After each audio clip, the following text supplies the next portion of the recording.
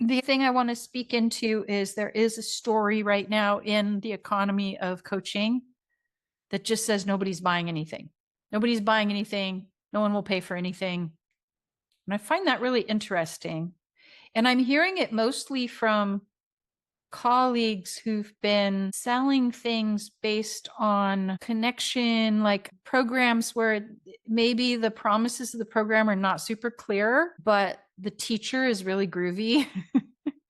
And it was true that, a few years ago, especially in the pandemic, if you were just a super groovy person and people dug your vibe, they would just sign up to do stuff with you, and they kind of didn't even care what you were doing.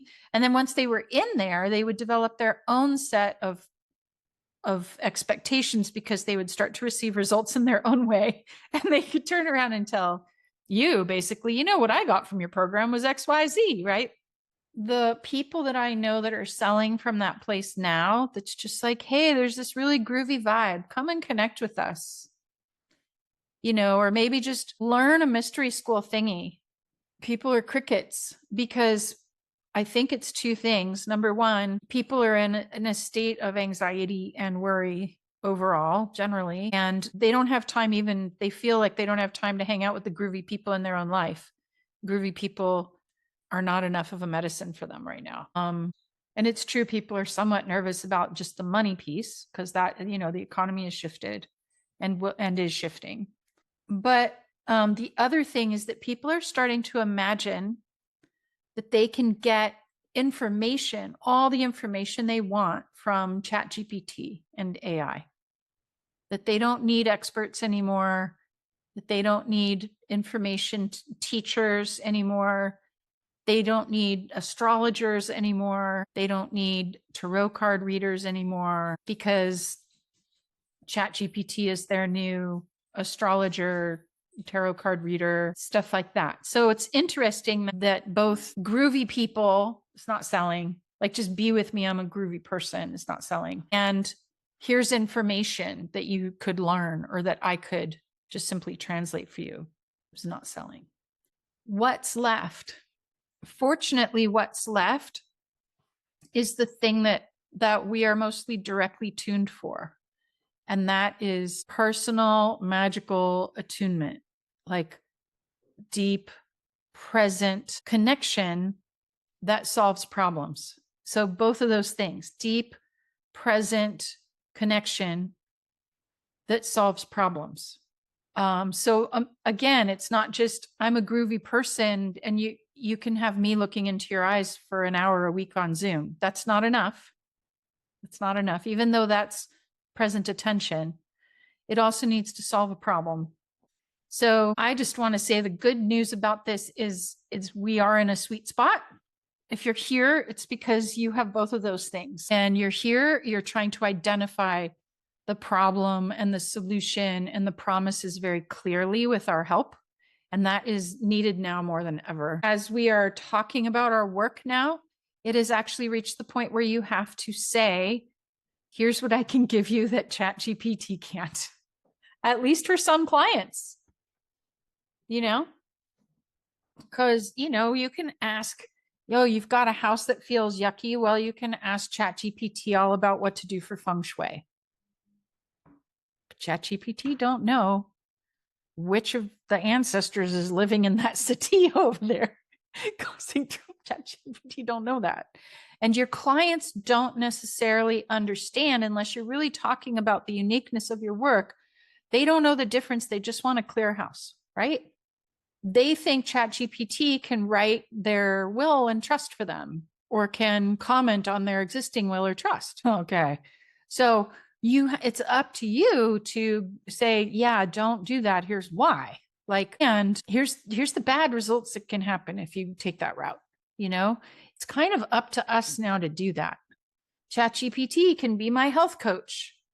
A lot of people now have ChatGPT being their health coach, designing their menu for them, tracking, designing their macro menu and, talking to them about supplements and all that stuff. So it's up to us as a wellness witch to say, yeah, okay, here's the problem. Here's the danger. Here's what you need. So that's what's happening. And I mean, the good news is, as I track that and I think about that, I'm like, well, okay, good. The systems that we have here, that we teach here, are positioned well to deal with this stuff. So that makes me happy. As a teacher, I'm always looking at my curriculum and saying, is my curriculum meeting the needs of the time right now? And I feel pretty confident going, yeah. With the addition of, hey, talk to your, be obvious about this. Any of us who are using GPT as a tool, that's the other thing I wanted to talk about. So, I just told you about sort of the marketplace differences, but also let's talk about marketing language right now.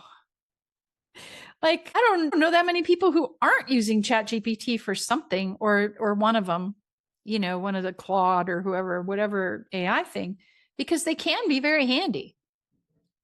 We really need to use these as, you have to remember, it's not intelligence. It's artificial thinky think.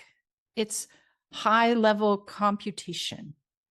It's not actually intelligence.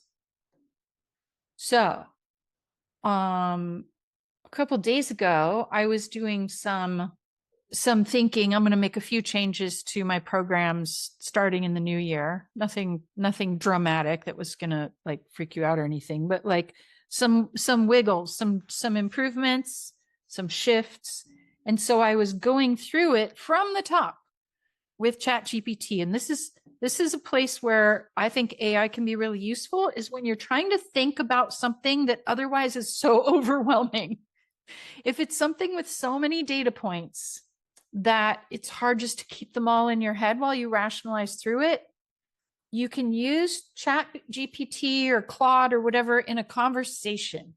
But you have to imagine that you are in a conversation with a computational robot that is programmed to be a kiss ass. It does not know more about your work than you do. If you lose that and start talking to it like it is your mentor, your coach, like it knows more about your work than you do, you're going to end up with words that are very boring, and worse, that don't hold the resonant frequency, the vibration of your authority.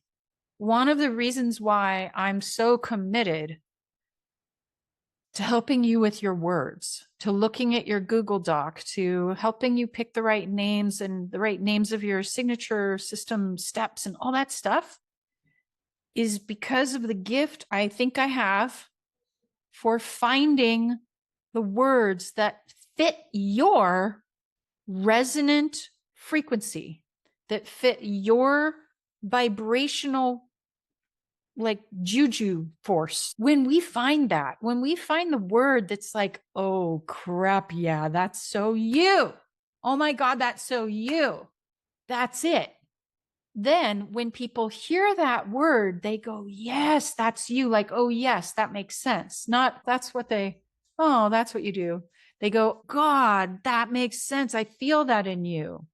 And ChatGPT can't do that. It's actually pretty good at like brainstorming some new terms that you hadn't thought of, but you have to throw those terms against the wall to see if they stick. You have to run them through your own filter and make sure that they are your words. They have to be your words. They have to resonate, not just make sense. They have to resonate, not just make sense. So to give you an example, I went to ChatGPT the other day and said, okay, I've been, talking about my avatar in this way. Spiritual, wise woman, entrepreneur, la, la, la, la, la. And what I'm feeling now is this additional layer of people who are really well educated in their intellect, but they're starting to bring in their intuitive sense, or they've been secretly intuitive sort of their whole life. They haven't really claimed the two together. So I throw that at ChatGPT, and ChatGPT comes back with, okay, what I'm hearing is it's these are the people in our intellect and intuition. And then it throws me back a few words that I hadn't used. And I look at those and I go, how do those feel? Ooh, this one. Ooh, this one gives, oh, this gifted. Okay, gifted. Okay, this reminds me of an idea I had. I come back and I say, no, yours sounds boring. I just say that to ChatGPT. There's a part of this story I want to weave in, which is many of us were tagged as gifted as kids, intellectually gifted, or told we were intellectually gifted as kids. But even as we were labeled that way, we felt like we weren't being seen because there was a different set of gifts here that were more intuitive. And it took me a while to get ChatGPT to understand that concept. And once it did, it could throw me back some more words that I could then feel into. So what I'm saying is you have to top ChatGPT. As soon as ChatGPT is topping you, you're fucked. Not in a fun fucking dumb way, but in the oopsie poopsie, I lost myself. I sound like a robot and I'm turning clients off. You have to dom that thing. And I would go so far, unless you're a really gifted editor style writer, you can have ChatGPT write like a sequence of emails. You have to rewrite the whole thing. Do not use what it gives you. Don't just kind of scan through to see if it sounds okay. Don't do that. Don't do it. It's not your resonance. If you read it aloud, the whole thing aloud, and think, wow, that's exactly like I would say it, then Mellissa is wrong and you can go ahead and use that information. But if you read it aloud like a script, you're going to say, yeah, this all makes perfect sense and it's kind of got its little rhythm, but it's not actually the way I talk. Don't use that because of the resonance thing.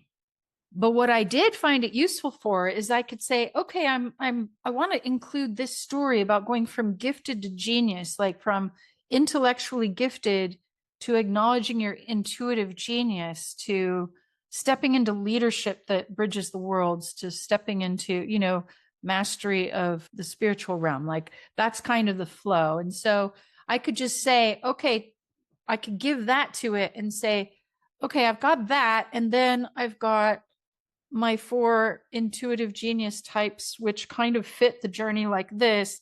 And then I can upload my wheel of wisdom and say, so show me how these all go together. And it's wrong when it tells me, but it's just right enough to give me a latch onto something that otherwise would have overwhelmed me. Okay, bye, Kelly Rose. We love you. Thanks for being here. So that it gets me past things, overwhelm things. And in that, I am grateful for it as a tool. But you really have to dominate it. And when it comes to writing copy, especially to a direct message to your people, like an email, I just really recommend that you rewrite the whole thing. Unless, like I said, as you read it aloud, it sounds exactly like your voice, which it never does. You are a magical being. There's plenty of companies that are not magical beings that can use AI written content all day long, because who fucking cares? Because people are buying their life insurance and their toilet paper. They can use AI written content because people are not shopping for a vibe or for a transformative experience. They're shopping for toilet paper. I mean, if you could have both toilet paper and a transformative experience, I'm open to that. I would give that toilet paper a spin. But for the most part, you know what I'm saying? The level of trust that our clients need to have in us is pretty profound, right? Because we're like, hey, show me all your demons and I'll help fix your innards. They're like, wow. So that's why we have to speak to them from our own resonant heart and intention. And if they catch a whiff that you are sounding like everybody else, it's like, why would they let you in?